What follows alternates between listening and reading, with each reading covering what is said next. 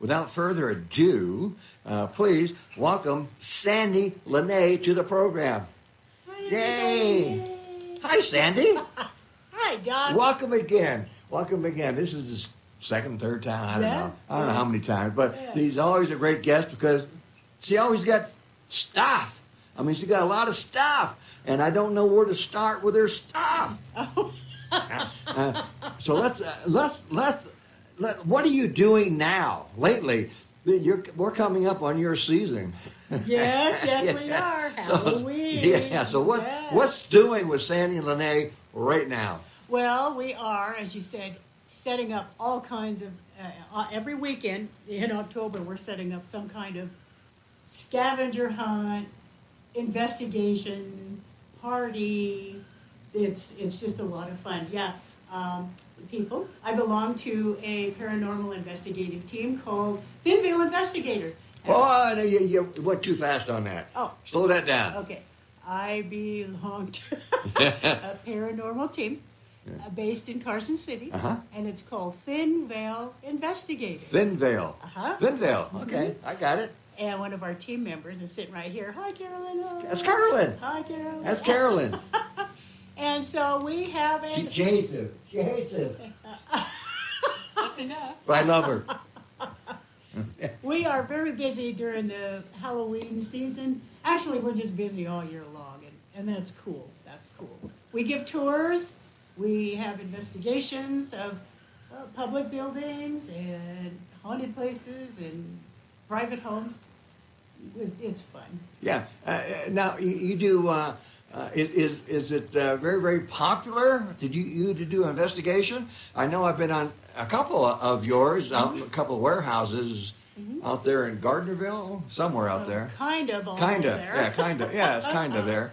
And with Stephen Mailer, yeah. And a couple of your lady friends. And you know what? The only what's interesting, the only phone that works is hers. Your lady friend. I mean, there's stuff going on this phone. I can't believe it. Yeah. And I picked up nothing. I don't think Steve picked up anything. But your lady friend's phone is awesome.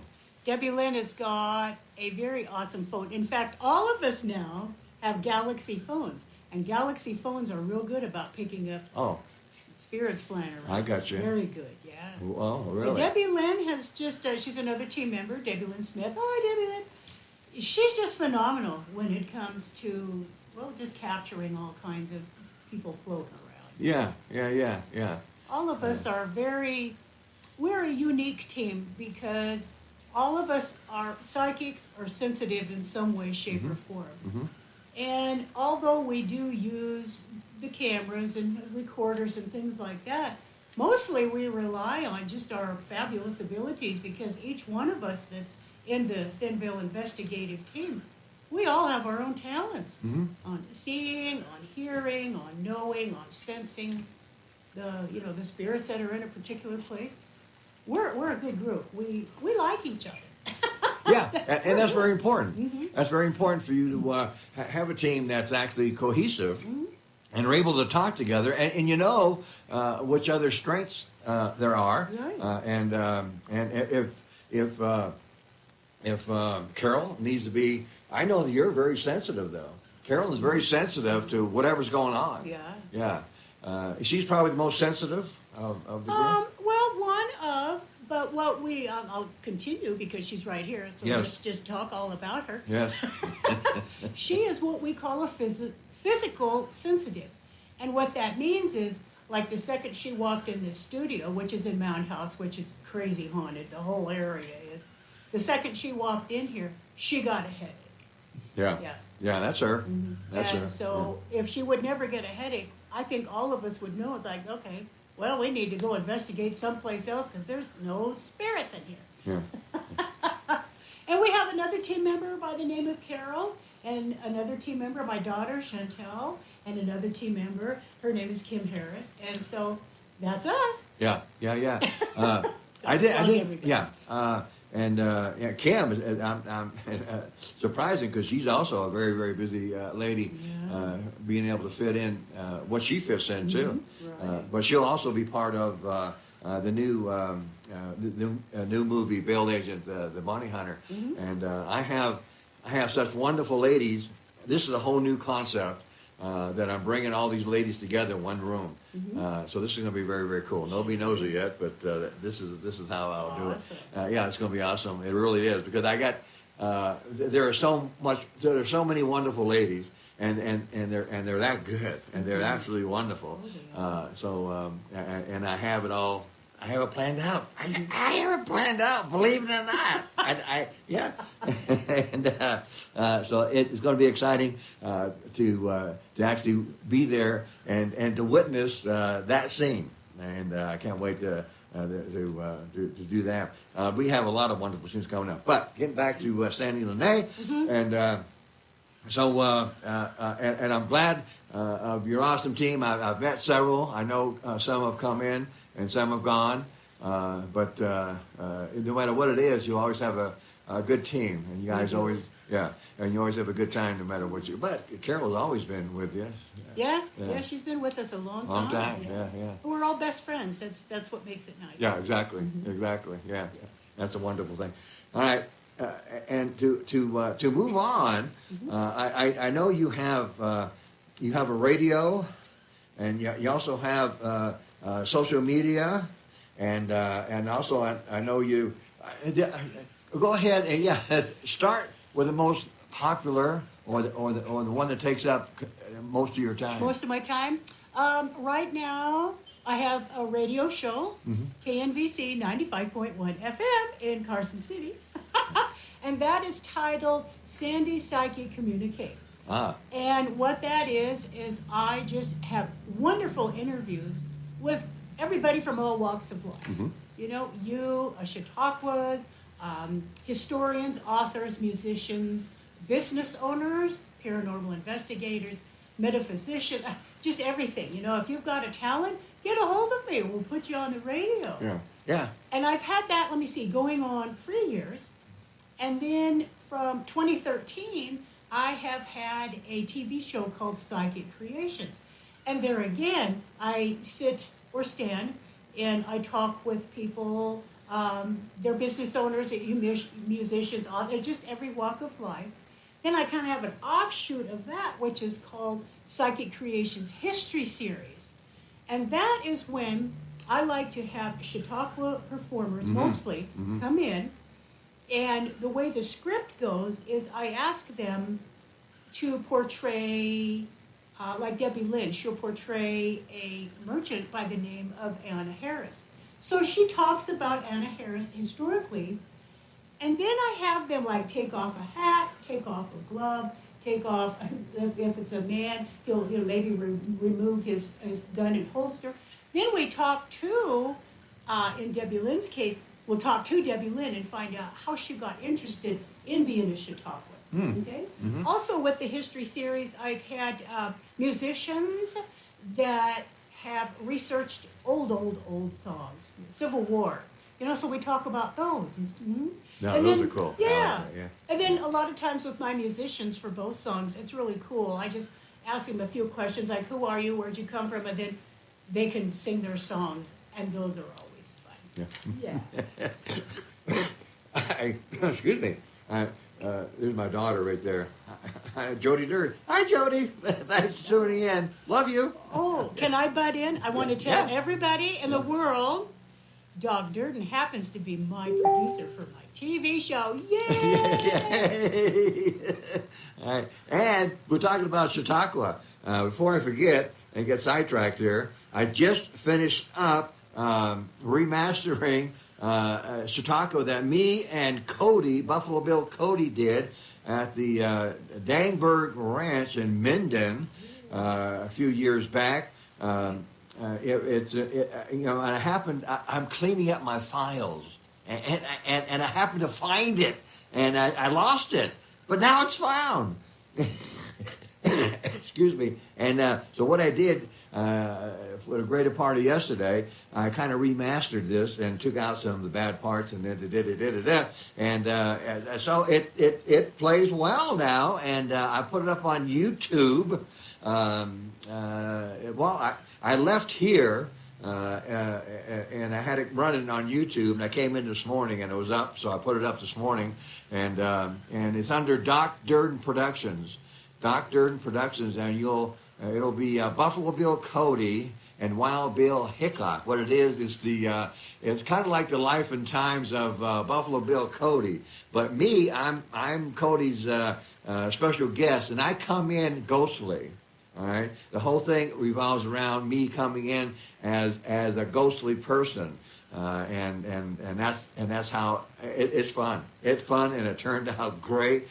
So you need to go ahead and tune on that. But that's the only Chautauqua that I did. But this was standing room only at Mendon, and 100% standing ovation. It was that good. It turned out real good. All right, so thank you for listening for that. And Sandy, back to you. Okay. Even once in a while, I got to put me in there. Well, all right, yeah. It's your show. Back to Sandy. Okay. And so we talked about the Chautauqua people, and yes, go ahead. Okay. Well, on top of that, I'm an author, and I wrote Doc Durden's book because I think he's fascinating, and I think he needed his own book. So I wrote the memoir for him. And that was in, when did I write this? March 12, 2018, it was published. 2018, that far back. Yeah. That was my, and you. You're the first book. one, yeah. It was the 17th book, and I'm just now ready to send to the publishers my 25th book. 25. Yeah. So 8 books since. Wow. Okay. Mm-hmm. Yeah. Okay. Now this is what I'm talking about. Busy. Holy cow! Yeah. But you like to write. I do. Yeah. It's very soothing for me, and I love researching. Okay. Uh-huh. Now I co-author with a very wonderful person by the name of Arlene LaFerry. Hi, Arlene. And she is a special works historian at the Nevada Historical Society in Reno, and also the Heritage Museum, Sparks Heritage Museum. And she's got phenomenal ways to research. I think all that she does is say, okay, universe, show me all the files. And she finds these things in the information in the most obscure places. It's phenomenal what she finds. We, together, we co-author books. And I really do want to stress that we write history, and I want to stress that we write factual history. Yes. We don't just go on to Google or Wikipedia and say, oh, George Jones did this, okay, that's fine. No, we will research that name and that title, that information to where you just can't find any more information. All right. So we're real sticklers for the truth and for facts. And what we do is we like to write books about a particular building, okay? Now, 99% of the books that we write, the first part of the book is the history of that place. And then the second part is all of our spirit and ghostly findings. Yes. Yeah. Yes. What inspires you to write a book about anything? I know the criteria right now. You love the historical thing, although I'm historical. I'm not that old. I shook hands with Lincoln, so that's not bad. That's not bad. That's not in the book, though. I don't know why not, but anyway. So yeah, being a history buff, I can understand that. But there's so much history between. Reno, Virginia City, Carson, Dayton, just incredible. So what actually prompts you to write what you do write? Okay, because it's there. It's there. Gotcha. It's there. I got you. There's this old building, and it's awesome, so let's research it, and let's see what's there. Who was there? It's fascinating to go back in history and see what, this building over here, who was there, why it was built. And believe me, when I say that we are sticklers for the truth, some of our historic stories are even more scarier than any TV show out there that has spirits. I'll Sure. tell you. Yeah. It's, Yeah. it's awesome. And then also what we write too, if I could boast, is we have what we call weird series, like Weird Carson City, Weird Virginia City, Weird Sparks. And those books are fun to write because they're full of all kinds of trivia that people have never heard of. They've that information hasn't been around since like the mid 1800s, you know, and it's all fun stuff. And there again, you're reading it going, really? Those are fun books because Yeah. it's all trivia. Yeah, yeah, It's fun. yeah.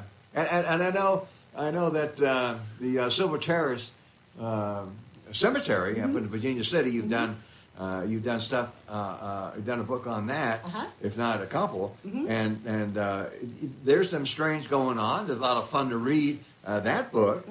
So on your research, did you spend a night there?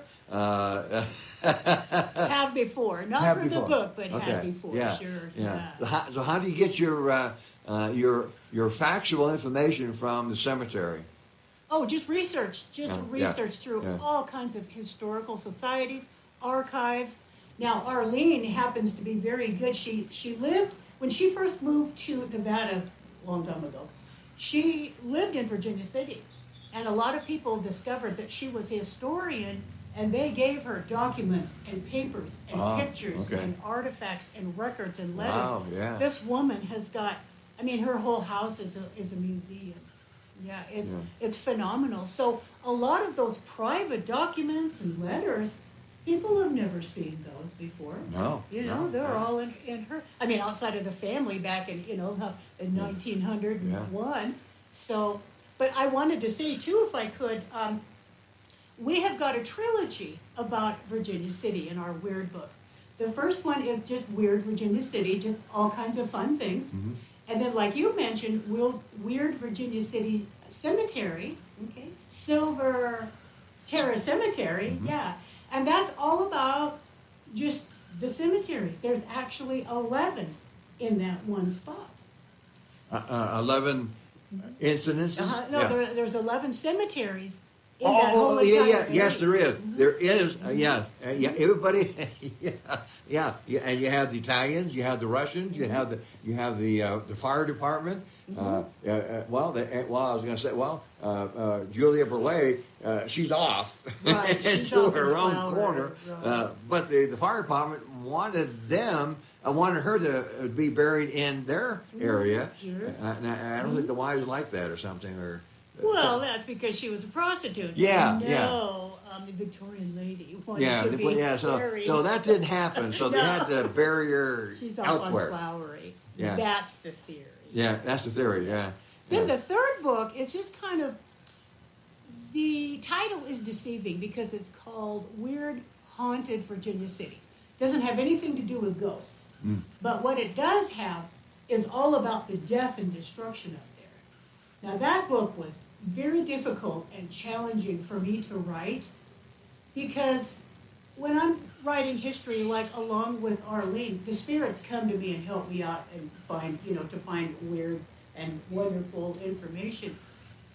But when I was writing that book, I had to actually put it down and leave it alone for about a month because I was getting sad. Yeah. I was getting angry. And it was like, what's happening to me? And it's like, oh, all these spirits are here helping me, and they've all died a horrible death. Or the circumstances, it led to a horrible death. And all of that is in that book. So I like to tell people, if you got a squeamish stomach, don't read this book because, well, it was just life back in 1860s. Sure. You know, it's not like today. You know, it's all about me and, you know, my fingernail needs to be repaired. No, back then in 1860, people were tough. They were tough stock, Yeah. hardy stock.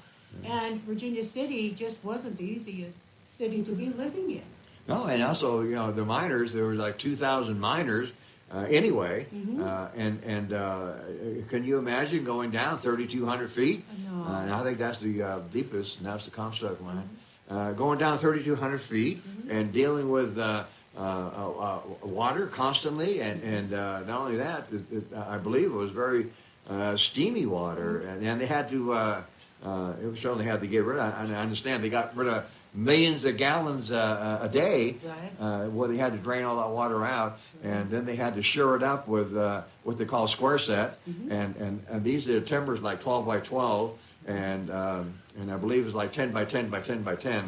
That's the square set, and all these timbers came from Lake Tahoe, and so Lake Tahoe did not have a stick left. Back in the mid 1800s.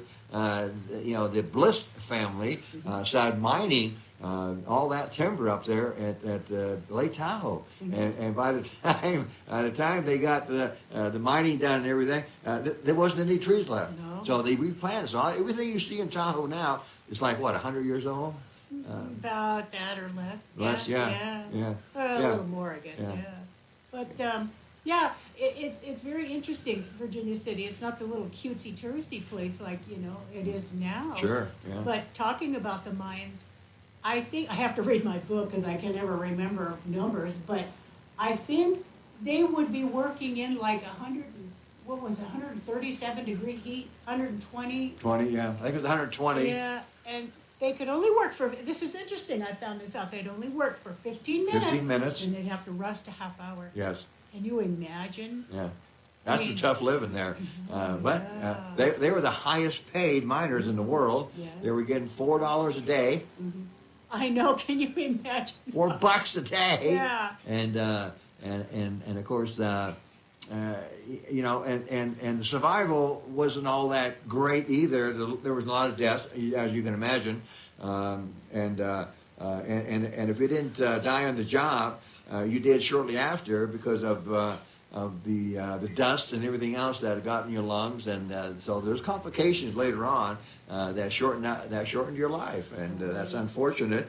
And of course, I living in Virginia City, I appreciate everything they did because I just absolutely love it there. And I think in my mind that Virginia City was built for me because this town is phenomenal for me. I just love it. I love everybody there. It's just incredible. And there's wonderful people that I associate with anyway. And I just absolutely love it. And I know Sandy's been up there many, many times, and so has Carolyn. It's just a wonderful town to visit. And I know that you've done a lot of research in Virginia City about just about everything, and the book that you're talking about, there was a lot of sad stuff. Yeah. So you put it down for about a month. Then what happened? Oh, then I picked it up and I was okay. I could start feeling myself. I was okay. And then I just told the spirit, just back off a little bit. Come through, give me your information, but don't hang out. I think they were all standing behind me going, hey, don't forget to write this, don't forget to do this. Like, oh, okay. Yeah. So I got through it. It was just tough. I mean, that was the most challenging book that I think I ever had to write. Not that I had to write it, I wanted to write. So you kept on getting prodded about, make sure that this is written, not even written, but this is written right. Right, exactly. Yeah. The spirits really show you how to find some very obscure information. I would just get this idea, which they put in my mind about looking here, and it's like, oh my gosh, really? That's bad? Yeah. That's just like, I have to say this. I wrote a book about Buckland Station. That's out there at Fort Churchill. It was a way station, Fort Churchill, and they raised the cattle for me and also gardens for the vegetables. And Eliza, she was so with me. Eliza Buckland was so with me when I wrote that book, and she's awesome. She was so awesome. I was so proud that she was right there with me, helping me write that book. And then there again.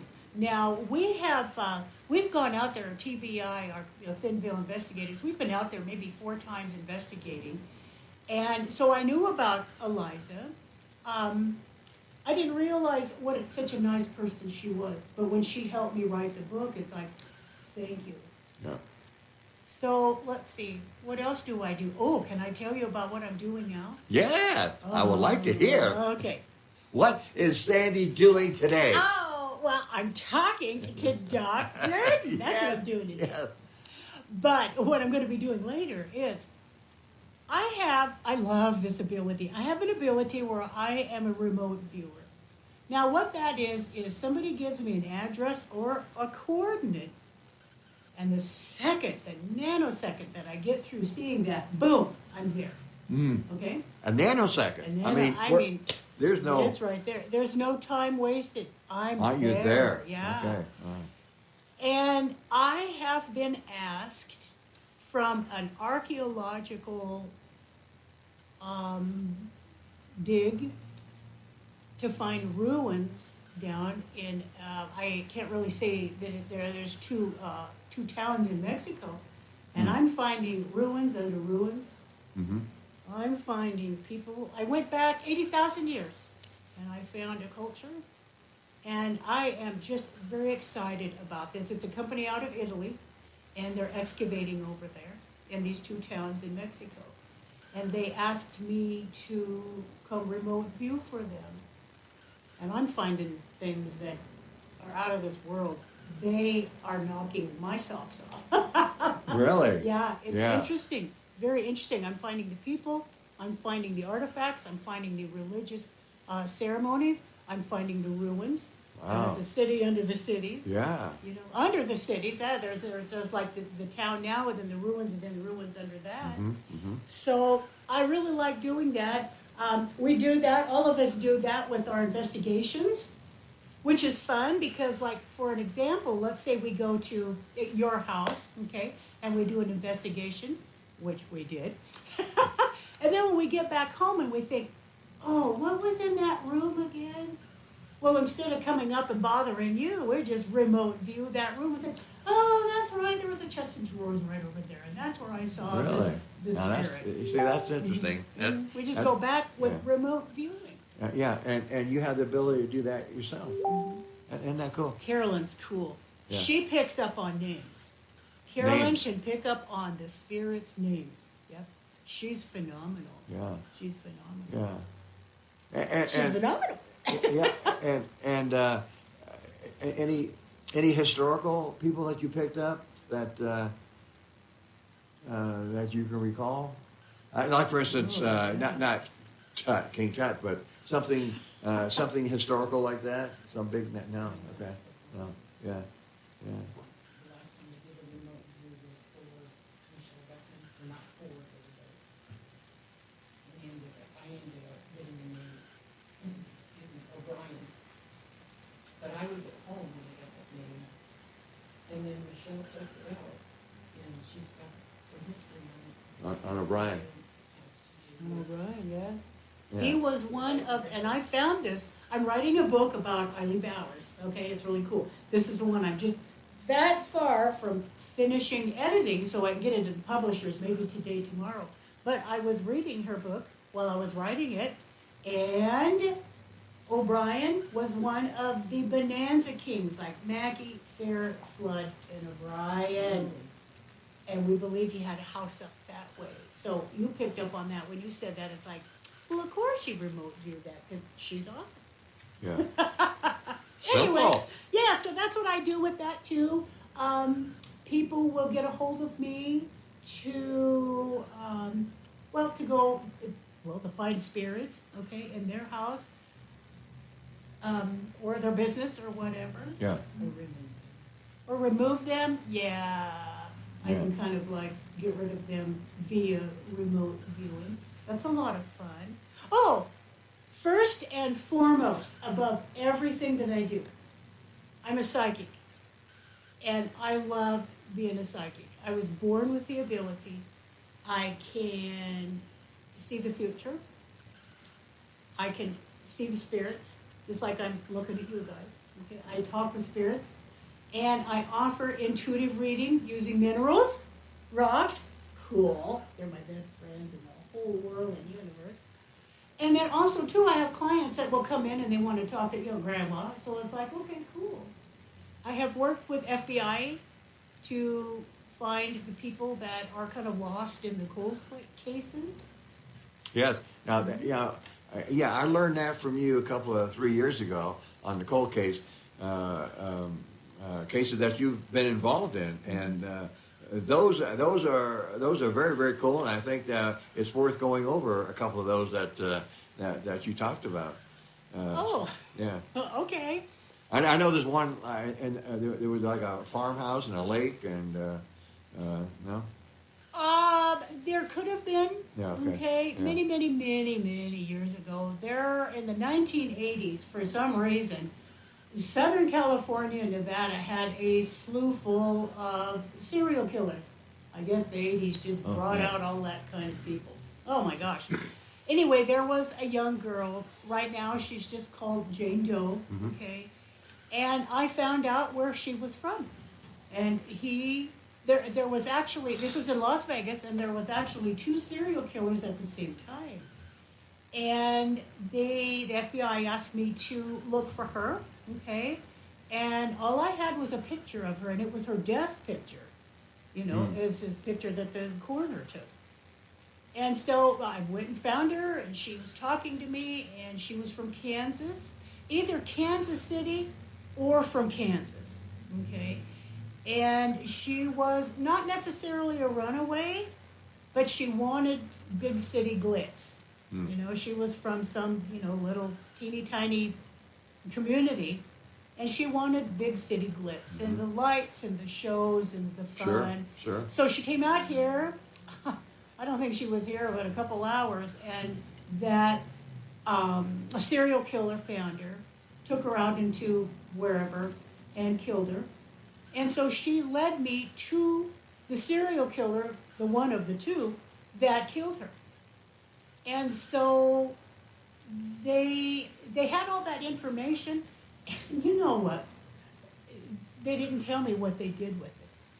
And it's like, well, okay, they're kind of the FBI. I guess they don't have to tell me their follow-up. I didn't get any feedback, but I can go to her and say, are you all right?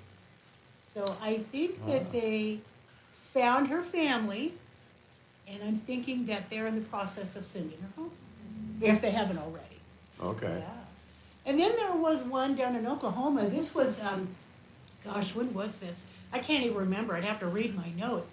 But I'm going to say maybe 60s or 70s.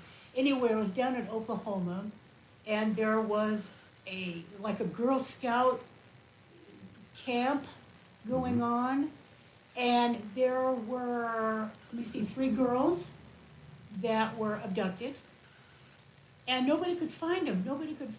And I said, they're right under your nose. Well, it was in the middle of nowhere in the forest, and there was a dirt road leading into the camp.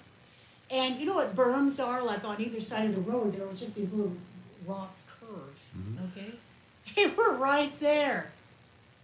And everybody was just driving past them. They couldn't find them. Yeah,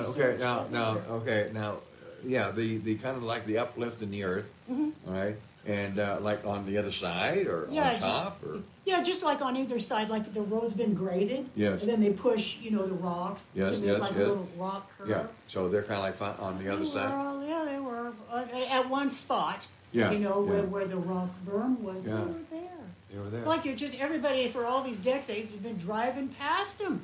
And they were there. Right there. So there again, I don't know what happened. Yeah. The feedback, they never let me know. Yeah. I give them information, but I don't get it back. But the fact is that you can see this, and you're able to tell them, listen, they're right here, Yeah. right in front of you. You just got to look to the left or look to the right. Right, yeah. Yeah. Okay. Then. Thank you, by the way, Brenda, if you're watching this, because she's the one that sent me the story, asking me if I could help, because the authorities in this place in Oklahoma were asking for help. So then she just sent the link. So thank you, Brenda. Oh, good. Yeah. Yeah. Thank you. Yeah. That was cool. It's fun, yeah. It's fun, and I like to remote, and I like to find people that have been lost because it gives the families closure. Even if they've been gone for decades, it gives the family closure and a knowing of what happened. Yeah. And so then they can deal with it. Because as a mother, I mean, if I lost my daughter and, 30 years later, I'm still worried and wondering about her, even though I would know, that she had crossed over, at least I know where she's at and I could bring her home. Yeah. Don't take that, said Chantel, that's my daughter's name. Don't take, I'm just using that as an example. Yeah. I give people closure. And that's such a heartfelt, sacred, and treasured feeling to be able to help someone. Sure. And not just necessarily with cold cases, but things that are happening now in people's lives. They'll come to me, like I said, for an intuitive reading, and I help them know what's going on. Yeah. Yeah. So it's fun. It's how I help people. Yeah. No, it's a gift. It's a wonderful gift that you have. Yeah. And I can see me in the morning through the mirror, but that's about it. Then I see no more. I don't have a gift. But this is absolutely wonderful, and that's and that goes along with the paranormal. So everything kind of ties together Sure. so far. What Sure. you've talked about, Yeah. so your next adventure is where? Oh, goodness. It could happen any day. It could happen any day, Yeah, sure. any day. Sure. All right. Yeah. Because I meet nice and wonderful people for the Yeah. TV and radio show. Yeah.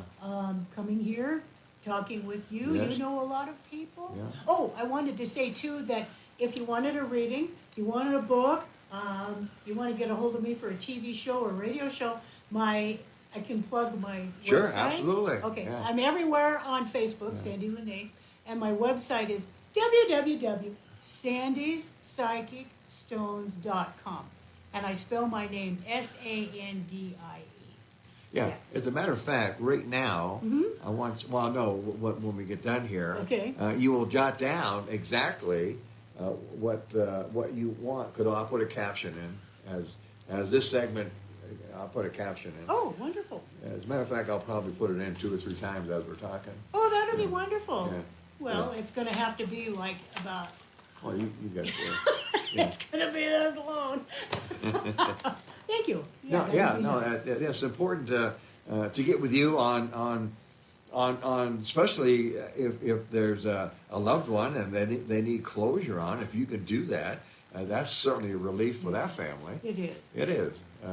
It makes me happy for them because Yeah. they finally know. And then they can tend to whatever they need to tend to. Yeah, exactly, Even if exactly. it's just their heart. Yeah, but the fact is that they know. Yeah. Yeah, they know, and that's a relief in itself. And how wonderful is that? Yeah. So you have so you're hours away from doing your next book. Yeah, and right. sending that to the press. is Uh-huh. that? Yeah. And that's my Eileen Bowers one. And then, hi Arlene, and then we're going to be starting in on there's in Sparks, the Sparks Heritage Museum and Culture Center is in a very old book. So we're going to start writing about that. Yeah, and I'm also interested in history too. And I started when I first got here. Actually, I started to do a series in Dayton, and then I got sidetracked because other things started coming up, and I had to concentrate on that. So you have to excuse me, Dayton. I will get back to you because, well, for the one thing, you have. Your history goes back before Virginia City, so what I really like to do is do Dayton, and then get Dayton, and then segue into Virginia City, and so on and so forth. But no, I didn't. I started with you, and I got some good stuff, and I forget the gentleman's name, but boy, was he helpful.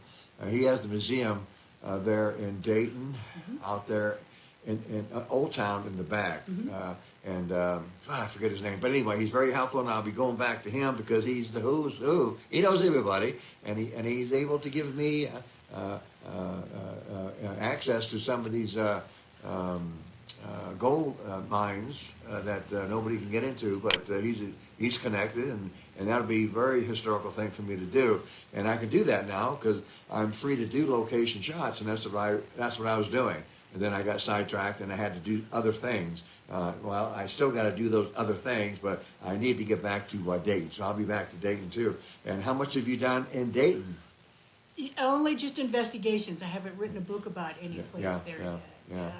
yeah. Yeah, you know, and I was fascinated with Dayton because they do have, they have the oldest church that came from another town, St. Anne's, you know, little church, probably this size here. Mm-hmm. And when I got there, they just got it painted. They just moved it to this site, which is next to the historical firehouse, which they have a fire engine in there, 1934, I believe. But what was kind of cool about that is that here at the firehouse, they got the fire engine, and then in the back, they have 2 jail cells. Yes. I go, what? Yeah. What? How did this happen? And he goes, what's interesting about that is that they're mail order. You order them out of the catalog, and then 2 guys come out with the jail cell, and they put it together. Put it together, yeah. Yeah. Portable jail cells. Yeah. Isn't that funny? Yeah. So I guess you get your Sears book, and you order your jail cell, and these are slats. You know, they're not bar, but they're metal slats, and they got to be at least 1/4 inch, easily 1/4 inch. And of course they weave that in, and these are pretty well built. And voila, they got 2 jail cells in the back of the firehouse. Yeah. I thought that was the coolest thing. And then they celebrate the toilet. The toilet is what do they call that? They have a name for it, and it's house. cast iron. But, yeah. Oh, it's not the outhouse. No. I know No, what no, you're no, no, talking no. about. This is the cast iron bowl. Yeah. Yeah, and hopefully you hit it. Maybe not, but that's a bowl like this, and yeah. So that's your toilet. Hopefully you don't stay long. If you're a habitual criminal, you know about that. Right. And yeah. Okay. Enough about that.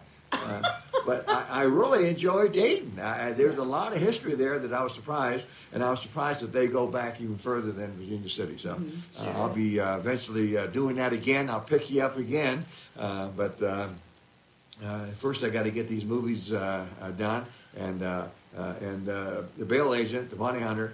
It's something that I wanted to do in the last 6, 7 years anyway, and now I got the means to do that, and the people to be able to pull this off. So I'm very excited about doing. This is the bucket list for me, you know, and so that's it for me. That movie. So whatever happens after that, but this one here is going to have a lot of effort put into it. Because I want all these fine people to get the exposure that they deserve, and we have a lot of talented people around this area, and they need to be celebrated. And this is one way I can do it. So this is wonderful. So back to Lene again. I cut in once in a while. Well, that's okay. She says it's okay. That's okay. That's yeah. okay. All right. So. So you have another book that you are already thinking about in the works, and how long does it take you to write a book? I know it takes time because it varies in time Right. because of the research. But generally speaking, how long does it take? Oh, I'm just going to say 6 months. Eileen's taken me a lot longer Yeah. because I wanted to find very obscure information. Yeah. So we really took our time in, just looking and seeking and searching. Yeah, so she's probably been maybe about 8 months now. Okay. Yeah. Yeah. But I also write poetry too. And I've got about 10 books in different stages. I'm writing a volume 2 of what is called Spirit Sightings. And what that is about, it's a compilation of ghost stories, but other people's experiences. So people, if you have a story, send it in. I can put it in the book for you. Yeah. Right, And okay, so- now when somebody sends in a ghost story, you take them as the word, do you research it, or how do you handle that? No, I don't research it. No. I will edit it because, a lot of people, they're just not authors. And I will edit it. And if it sounds too is spacey, Yeah. I won't use it. Right, yeah. I have kind of a, well, I don't know. Well, you have a sense of that. Yeah, Yeah. but then too, if somebody sends me a story, I will send them like a little waiver saying, you're not gonna be compensated for this, and it's up to my discretion if I wanna use it or not. Right. So I've had some people, they'll send it, it's all full of cuss words, and it's like, well, I'm not gonna edit that out, because you can hear that, for your next door neighbor, I don't need to write that. Yeah, right, You know, exactly. things like Yeah, that, yeah. so, like I said, if it sounds a little bit out there, I won't use it. Yeah. But a lot of times when the people will send me a story like that, they're scared, okay? And they always come up to me and they say, "You're gonna think I'm crazy." And it's like, "No, not with what I do." And so if they can get their story out there, it makes them feel a little bit better about that, better about that experience. And it gets it off of their mind, their chest, Yeah. where they're not maybe so much afraid. Yeah, yeah. And then if they see their story like in a book, like the volume 1, they think, oh, other people have had the same experience or something similar. So it makes them, on a psychological level, it makes them feel better. Because they Good. got it off their chest. chest, yeah. They're not crazy, Yeah. okay, because I've Yeah. accepted it, We're so. all a little crazy, yeah. Oh, yeah, heck yeah. Heck yeah. Oh, yeah, absolutely. Yeah. We have to be crazy, that's all. Yeah. So, and then too, I'm writing a controversial book. It's a subject that maybe a lot of people might think is kind of weird, but That's weird. yeah, that's weird. Yeah, that's weird. That's weird. If you have a story about any type of celestial being encounter or sight, I'm putting a compilation together of Well, that. interesting you should say that. Yeah. I'm going to do the same thing. Are you? Yeah. Awesome. Yeah. I have lots of material that it's just awesome, unbelievable stuff, but it's actual. I've researched it, and I know that, I have a lot of deathbed confessions, which are absolutely awesome, and it goes in line to my thinking anyway. But yeah, it's the same thing. Interesting. Awesome. Oh, how cool. Yeah, it is. Maybe we can collaborate. Yeah, exactly. That would Because be it's fun. it's if you only knew, if Mm-hmm. you only knew, and this is the reason why I would like to do that. It's controversial, absolutely, but I'm 100% there. I'm 100% there. So it's either my duty or whatever to get this information out, because it's going to happen anyway. The disclosure is just around the corner, and at least the information I'm getting is probably like maybe 2, maybe 3 years away. And then we'll have full disclosure, and everybody will know what's happening. But yeah, absolutely interesting. Yeah. But But. we'll leave that. But that is coming, and if you have anything to say about that, I'd like to hear it. See, my daughter. Yeah, I'm going to UFO days. This is my daughter now speaking. Right now, I'm going to UFO days this weekend in Elmwood, Wisconsin. You should look it up.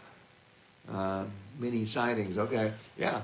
There's my daughter. She's going off, and me and my daughter don't really talk, daily about UFOs or anything. But she knows how I feel. I've mentioned this before. But that's interesting. Thanks, Jody. Love you again. And so anyway, that's coming. Yeah. But excuse me. To wrap this up, we are going to talk about your favorite thing to do, and that's your Halloween Yeah. banquet or Right. bazaar or Right. whatever's labeled, and you have this is your Christmas almost. It is our Yeah, Christmas. Yeah. It is, It just, you go all out. We do. Not only the front yard, the backyard, the house, and the house year round has Halloween stuff. So Yeah. this is a favorite time of the year for you. It is. And what makes it how did that happen to where this is really fun for you, and it gives you makes you feel good, and you go all out. Why is that? Well, I love ghosts. Yes. And so my house has always got ghosts in them, real ones, and then material ones too that I hang up all over the place. But I think one of the reasons too that the Halloween season is just so interesting and fun for all of us is because our paranormal investigative team, the name is Thin Veil Investigators. And on Halloween, October 31st, is when the veil is the thinnest Oh. to where, well, anybody that really wants to can really communicate with those people on the other side. And so it really is, outside of just the fun of Halloween, because it's just fun. Who doesn't like to dress up? Every weekend I And dress there's up a as lot of somebody. people that Yeah. just absolutely love Halloween. Yeah. That's their best time of the year. It is. Yeah. But with us, it's a little more special because it really is, I don't know, a tribute to our paranormal team's name. Yeah. Yeah. So, and we're cool. Yeah. And we're cool. No, what? That's not for your look. Hello. Okay. Oh, yeah, that's. Oh, boy. Yeah. Oh, okay. Yeah. Let me click this off for you. I know it's difficult. I guess there's no collaboration then, is there? Yeah. Yeah. It's such a, I guess, a worldly thing, but other countries also pick this up as being one of their favorite times of the year, and everybody has a good time with that. It's just incredible amount of people that actually join in and create all these different spooky things, frightening things, Yeah.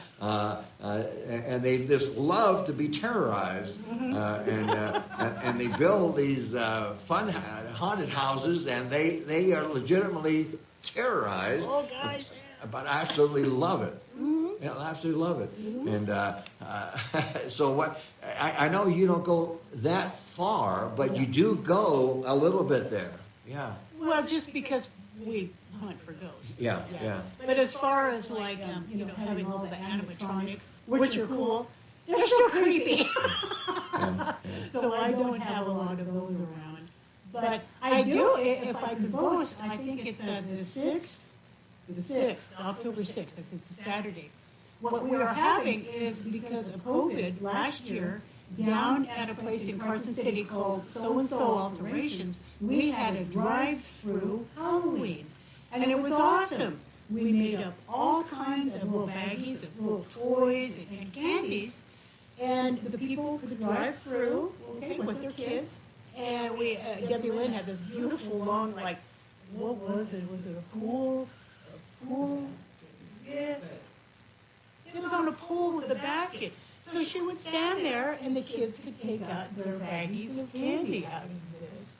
And so, the owner, another team member of ours, her name is Melba, she said, "Can we have that again?" I said, "You sure? We sure can." So we're going to get together and put it all together. What did we have? 147 bags last year for the drive-through, Oh, and we really? only had just a couple left. Yeah. So we had that many trick-or-treaters just driving through. Now, isn't that interesting? It was fun. Yeah, It that's was fun. fun. Yeah. The little kids, even the adults, they were all dressed up.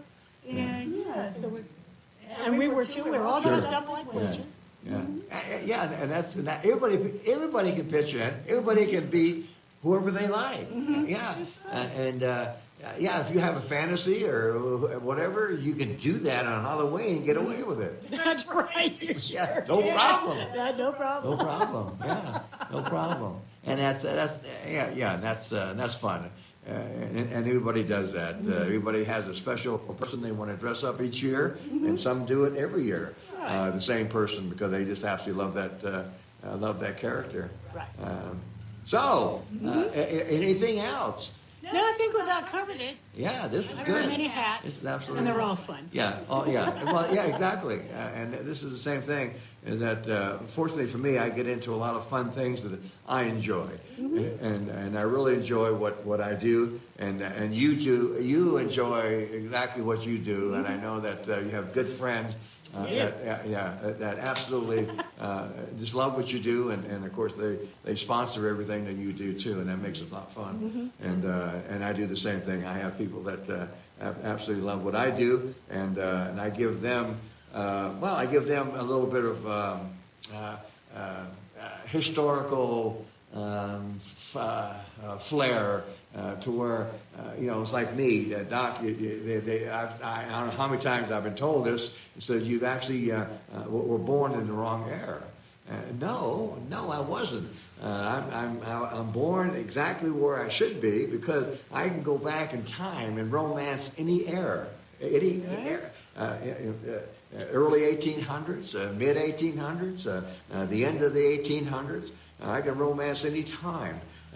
What I have the advantage of today is that I have dental care.